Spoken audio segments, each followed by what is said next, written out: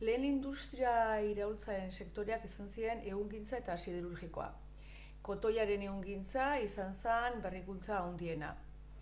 Makina espezializatuak erabiltzen ziren, jadanik, Inglaterrak ehungailu mekanikoak. Inglaterrako ehunak merkatuan, munduko merkatu guztian saltzen ziren. Beste puntako sektore izan siderurgikoa. Ikatz minerala hasten dira erabiltzen, labe modernotan oso ondo egokitzen zena, eta burdinaren ekoizpen asko handitu zen. Makinak, lanabesak eta trenbide sarea eraikitzeko ere ezagunaztu, trenbide sarea oso importantea izango dela, produktua barraiatzeko leku batetik bestea saltzeko. Inglaterrak hasieran gero beste herrialde batzuk saltzeko industrializazioak ematen ekoizten dituen produktua saltzeko. Horretarako oso importantea izan zen gizon honen asmakuntza. Wattek 1789an asmatu zuen lehen lurrun makina,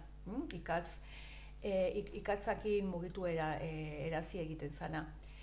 Horre suposatu zuen industria iraultza oso importantea. Hemen ikusten zuen tren bat, lurrun makina batekin mugitzen. Bigarren industria iraultza 1870ean hasten da. Ja ez da Inglaterra leku berezi hori, beste leku batzuetan, Europako beste herrialde batzuetan, edatzen da, erabiltzen da elektrizitatea eta petroleoa. Energijurriak, elektrizitatea eta petroleoak izango dira. Horren ondorez, puntuako sektoreak izango dira siderurgia, elektrizitatea eta kimika. Gainera, petroleoa aurkitzen da eta horrek suposatzen zuen automobilak eta hegazkinak sortu ziela. Hirugarren industria iraultza, 20. mendearen amaieran, sektore berriak hasten dira informatika, elektronika eta teknologia.